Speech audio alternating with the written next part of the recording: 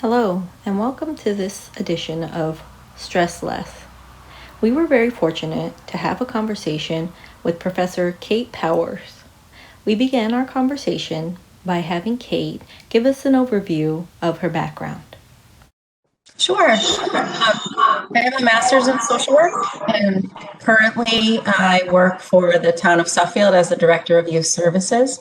I also adjunct. I'm an adjunct at Nantucket, where I teach psychology currently, and I've also taught in the social work program at Westfield State University. Thank you.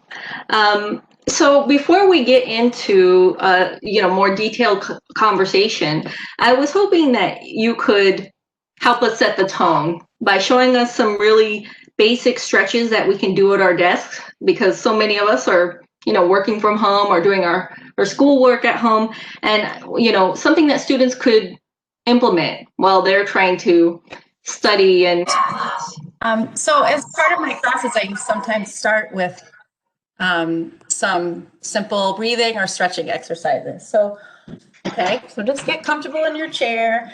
Try to sit up tall, right, with the crown of your head towards the ceiling. And then just start to notice your breath. Just take a couple of breaths here. You can keep your eyes open. You can lower your gaze, or you can close your eyes. Know that nothing requires you to act or respond right now.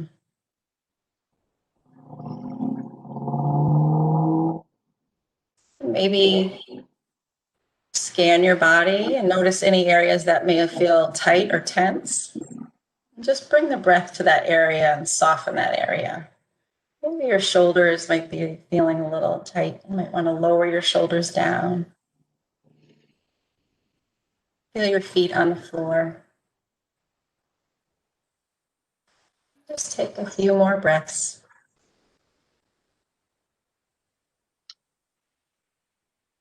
When you feel ready, you can lower your chin to your chest. Just let your head hang heavy here. And slowly roll your right ear to your right shoulder. If you'd like more of a stretch, you could bring your right hand to the top of your head and bring your left arm out straight by your side. Just give a little pressure on that side of your head. And breathe. When you're ready, bring your hand to the other side. Just gently help your head up and release that hand. Inhale. Exhale. Chin to chest and slowly roll your left ear to left shoulder. You can stay here, or if you'd like more of a stretch, you could bring your left hand to the top of your head and bring your right arm out to the side. You should feel a stretch down the side of your neck.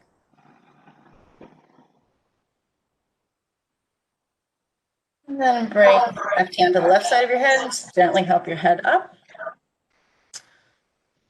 And now let's start to roll our shoulders back, right? We spend a lot of our days hunched over our phone or over our computer.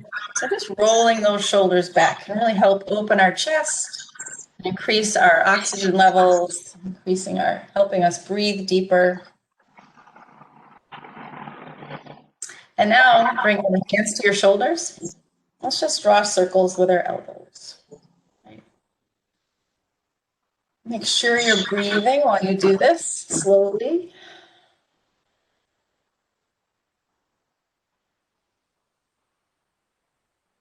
And then gently lift the hands and clasp your hands in front of your heart.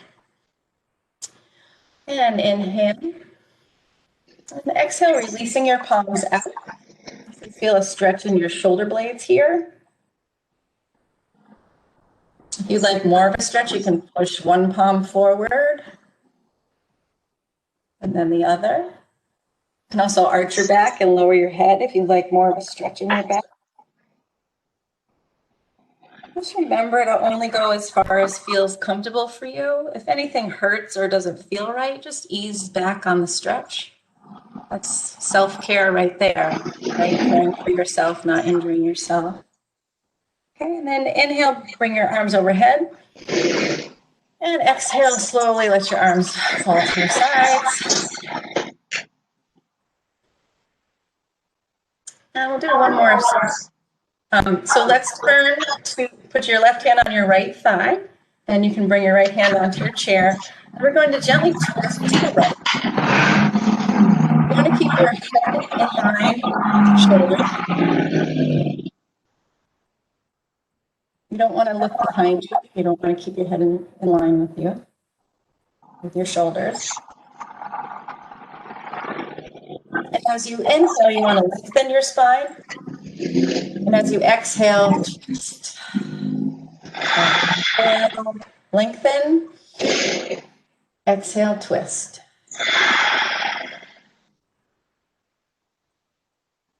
And slowly release back to center. I'm going to go over to the other side. So place your right hand on your left thigh, sitting up tall. Twist to the left. You can bring your left hand to the side of your chair. And then as you inhale, you're going to twist. Sorry, inhale as you twist, exhale. I'm sorry, inhale as you lengthen, exhale as you twist.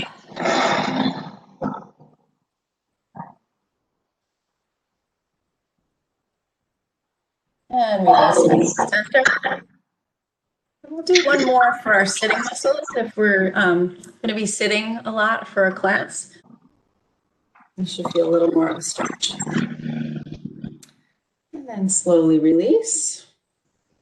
And remove that leg forward. And bring your other ankle over your right knee. Sitting up tall. You can stay here if you're feeling enough of a stretch, or you can lean down over that leg. And breathe.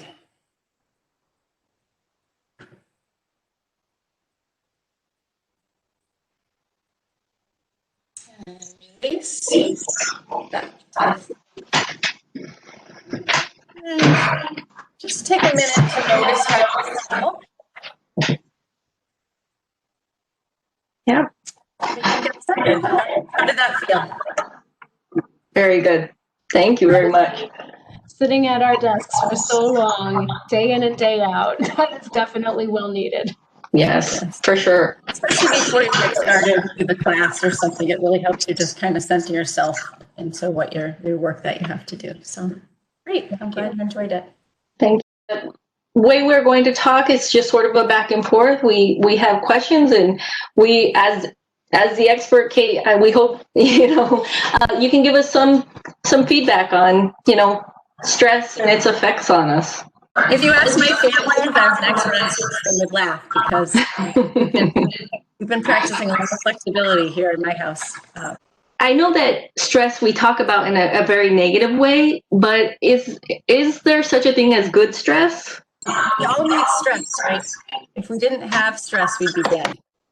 We all have stress. And there's good stress, right? There are things like having a baby, starting a new relationship, going to college, right? Those are all good stress, right? They cause stress, but they're all great things in our lives. So stress helps motivate us, right? If we have I can tell you my dog has been sick. We have a sick dog. It motivates us to take them to the doctor, right? So it helps us react to our environment. Stress helps us adjust and adapt to our environment to survive, right? So we need stress in our lives. So it is a good thing most of the time. The only time stress gets bad is when it's chronic, right? So when our flight or fight system kicks in, our sympathetic nervous system, where we get tense and we're ready to fight or run, right? When we're worried about something or getting ready, when we're fearful, right? Our body revs up, our heartbeat increases, we might get sweaty palms, we get those butterflies in our stomach. If that lasts for a long period of time, it wears on our body, it wears out our nervous system and can cause, premature aging, heart disease, tension headaches, lots of illness. So we really want to be able to manage our stress. We're always going to have some stress in our lives. And so but they're short-lived, right? We have a little bit of stress, like maybe some butterflies before we have a big speaking engagement, and then that's over and we relax a little bit so that our nervous system is managing our our stress levels, right? So we want to be able to care for that system of our body, right? So with self-care, it's a good way to counteract that chronic stress if we're feeling it. Because really, COVID has been going on a long time, right? This is going on longer than we thought it would. And so there is a lot of stress in our lives. So and at these times, it's kind of counterintuitive, but when we're all under a lot of stress for a long period of time, this is the time where we really need to develop our self-care plan, right? Where we have a plan for how to care for ourselves during stressful times. We actually need to take more breaks. We actually need to take more walks outside. We actually really have to have a plan for that caring of our bodies.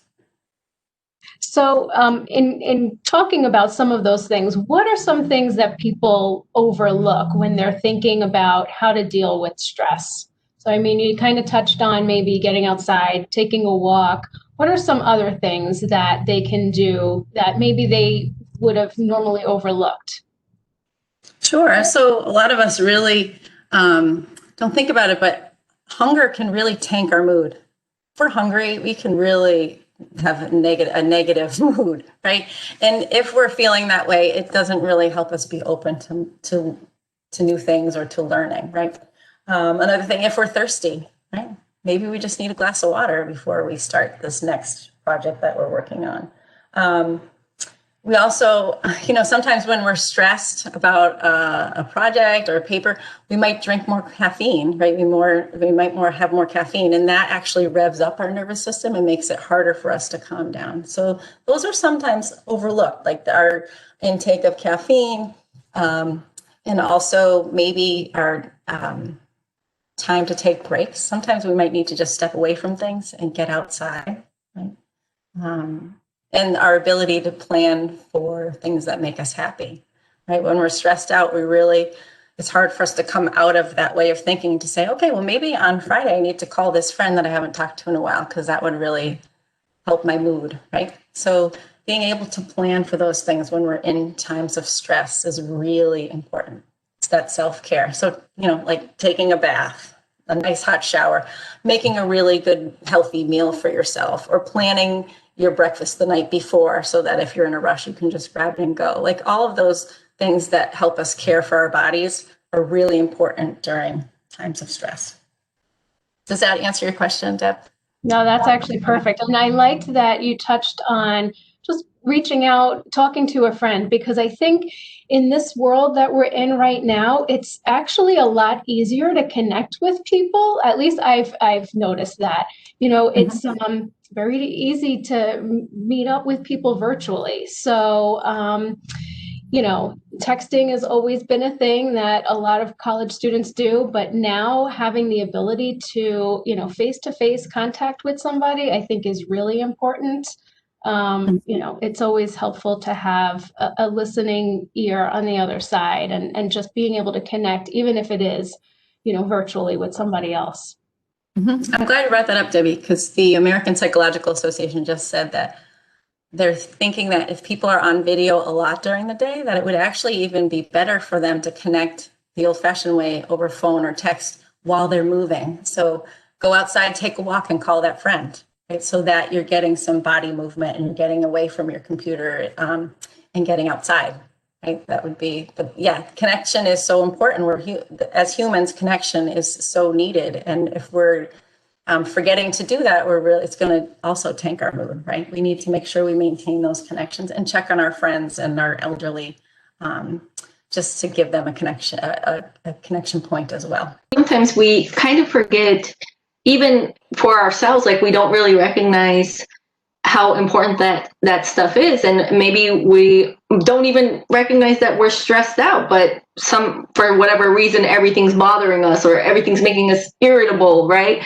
And when we recognize that in other people, it's not a bad idea to kind of keep an eye out, right? To reach out to those friends of ours who we haven't connected with in a little while, and hopefully have that opportunity to kind of make those connections when we're starting to feel a lot of turmoil or a lot of stress about everything, right? The catchy, trendy thing to talk about, like meditation or mindfulness.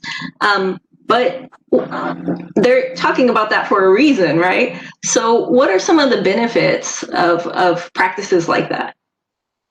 So mindfulness practices or contemplative practices really help us get out of our head, right? So when I think if we think about meditation as a way of not ruminating or reliving the past, like maybe an argument that we had with a loved one or something that happened at work.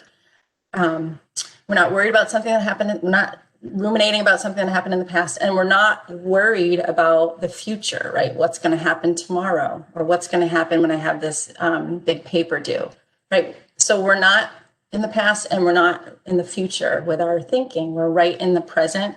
And that helps us calm our nervous system and our brain so that we're more open to new things and open to learning. And college students really have a benefit, right, during this COVID time because they're in school and their brains are plastic because they're learning new skills and learning new information. So they're actually at an advantage, right? They're used to, adapting and changing as a result of their environment. So actually, and that is protective against depression and anxiety. So they actually have a benefit there as a college students to really be able to counteract some of the stress of COVID. So as far as meditation, what does it exactly do on like a biological level? What's happening in the brain when you're meditating? So, there's so much we don't know about the brain right now, but some of the studies have shown that the amygdala, which is part of our limbic system, that initiates our fight or flight reaction. In some of the studies from people, when they study people who meditate, the amygdala is smaller. So that may mean that our reactions to things are calmer, right? And also I think that there's more activation in the cerebral cortex by people who are meditators. And that means, when we're using our cerebral cortex, that means we're thinking, we're using our memory, we're having, that's what part of the brain we use when we're having conversations.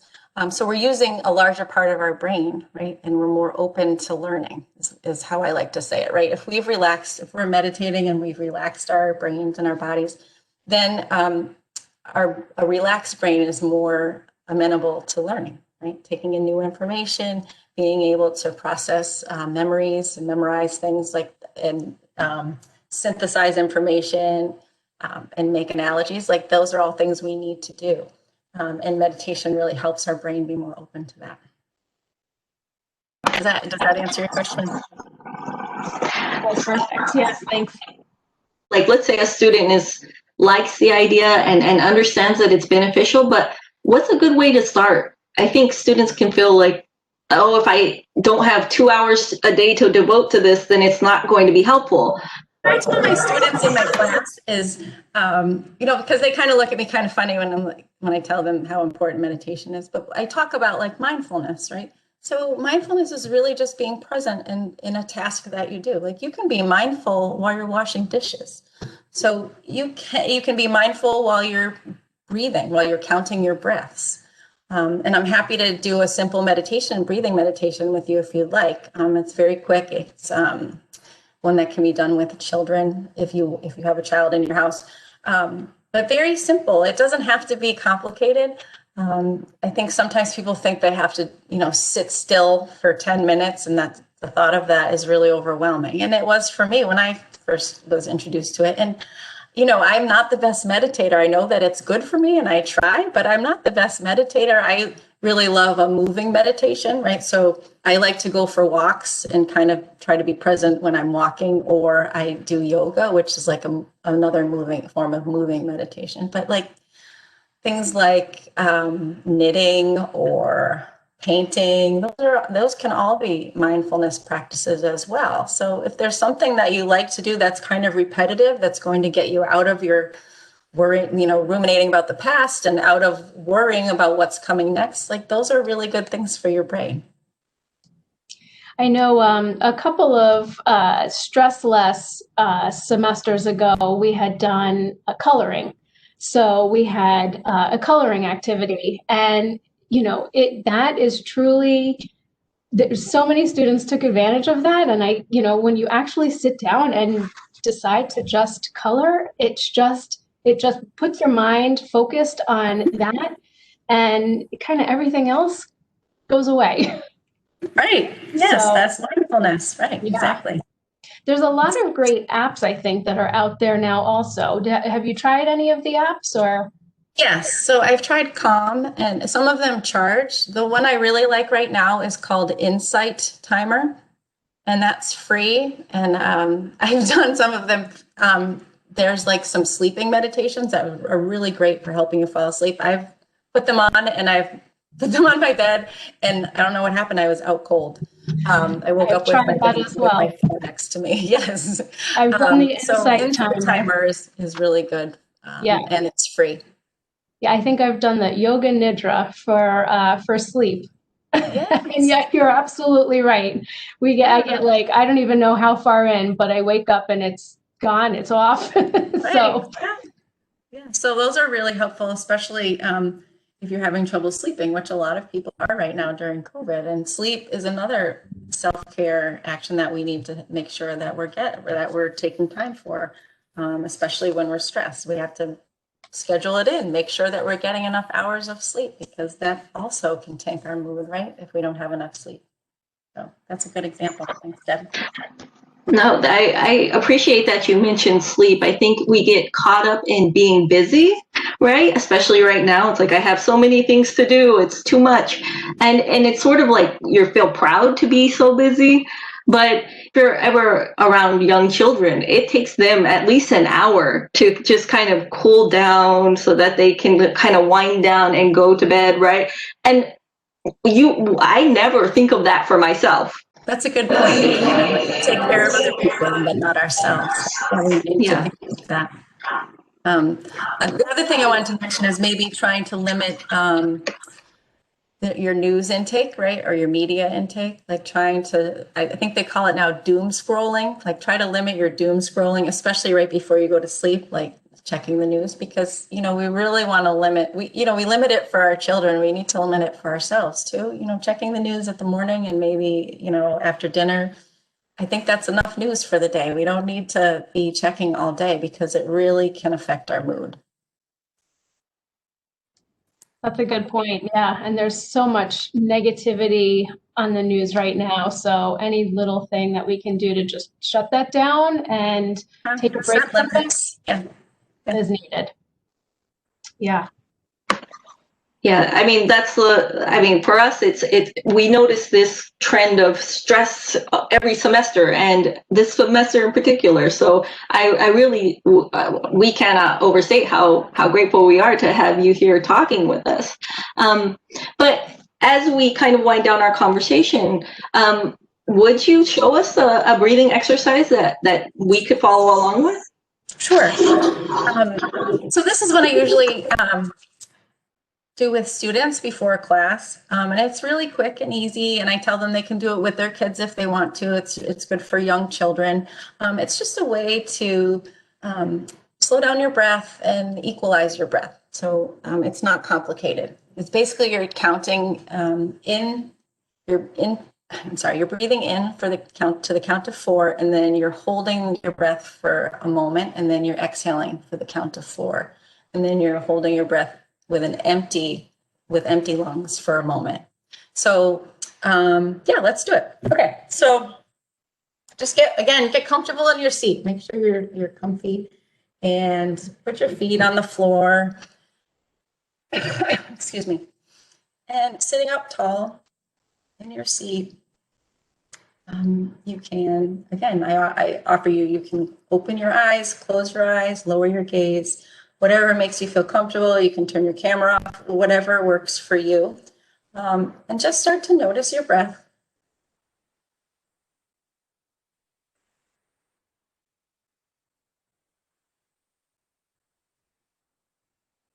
We're going to inhale to the count of 4. Inhaling 1, 2, 3, 4. Feeling full at the top.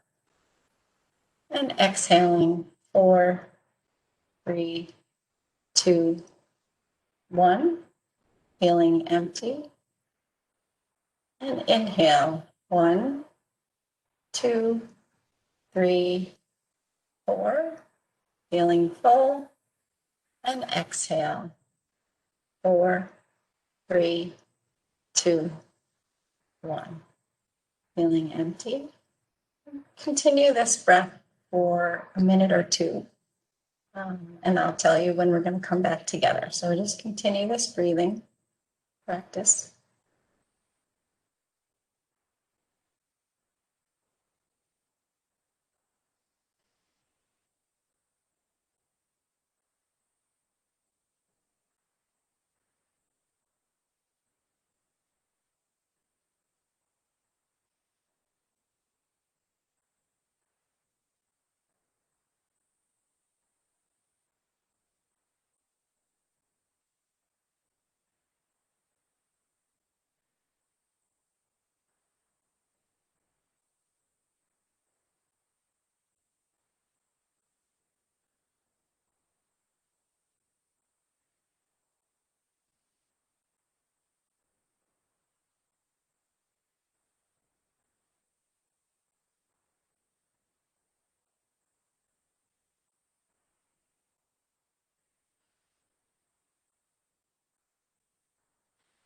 And after your last exhale, you can just breathe normally.